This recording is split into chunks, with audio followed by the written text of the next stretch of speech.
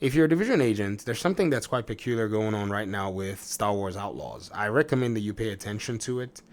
Some Division agents are paying attention to all of this stuff. I'm seeing some of your comments in the comment section. This one is actually quite peculiar. It says Ubisoft wants to fix their most annoying thing about Star Wars Outlaws in about 10 days. So pretty much what's going on is they want to go ahead and retool the stealth missions at the beginning of the game and possibly, tweak some more difficulty settings, that the team has actually put together. This is the development team. And Julian Garrity says that, the difficulty spike is incredibly punishing and it's a mistake that the team will continue to work on. Now, one advantage of making games today is that you can go in and you can make corrections. Unlike back in the day when you made it, and gamers, they loved it. They played it just like that or they hated it just like that. In today's day, this is a big advantage for a lot of developers. However, it also causes a lot of friction because nonetheless, your game is still going to resonate the moment it comes out. How it, is launched, how it gets out of the, oven after being cooked for many years is going to really affect you and your team. So in this regard, I wonder why they chose this design paradigm. And I also understand from, a wannabe developer perspective, from a Division agent, many of you may or may not remember, but if you go back to like the OG revelations of the Division 1, it seemed like the developers wanted to put stealth in their game because, as a cover-based shooter, it seemed like a stealth aspect would be cool, but I think that whole thing probably just moved away. Now, why they decided to put stealth here when they have access to some of the best AI that I've seen, which apparently that's a whole different concern with Star Wars, especially in open combat, I'm very shocked. I don't really know why they decided that they were going to go that route in putting stealth in this Star Wars game, but it doesn't necessarily seem like they were able to nail it down at the end of the day. And this is just quite, shocking because Ubisoft Massive has pretty much dropped a really good number of games.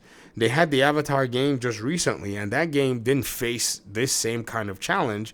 Yes, it's an FPS or whatnot, but, again, design paradigms and I'm sure like mechanics that they're using possibly, are shared mechanics, or maybe they're different mechanics, seeing that, it's a game that the IP doesn't belong to them.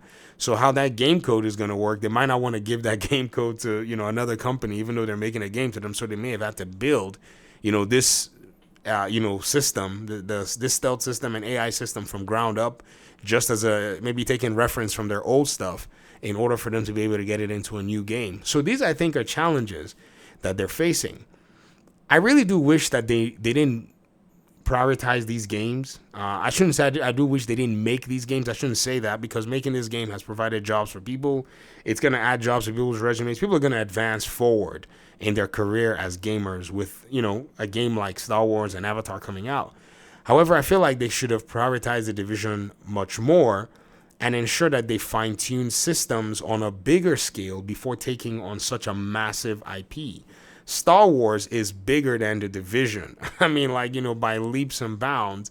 Avatar is bigger than the Division. It existed before the Division probably was, put on paper, in my opinion anyways. But again, hindsight is 2020, and I'm hoping that they're learning a lot.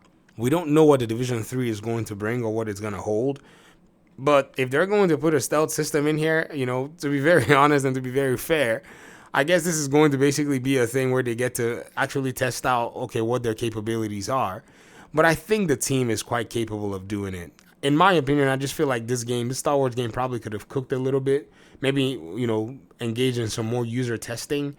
But it was such a fast turnaround. I mean, I couldn't tell you when they started developing this game. I mean, Julian is like, oh yeah, we got a Star Wars game coming out. This year is our year. And we're like in the middle of the Division and all that. So maybe, this is one of those lessons in let the game cook a little bit more. Perhaps, this could be to the advantage of games like that itself. But I'll let you share your comments with me in the comment section. This is just very peculiar overall. You can check out the article for yourself. There's just a lot in terms of context that's in here. And I strongly believe it's going to open your eyes to, just some things that you've never seen in a massive game, in this capacity. And you'll be surprised, even though they may have nailed down one style of game for the most part, going into another style of game is presenting, its challenges. And it's just quite shocking that, video games are so different, they're so diverse, they're made in such different ways that a team that may excel in one specific class of video games may find some challenges when they actually decide to, step a little bit out of their comfort zone. Talk to me in the comment section. Like I said, thanks so much for watching. Peace out.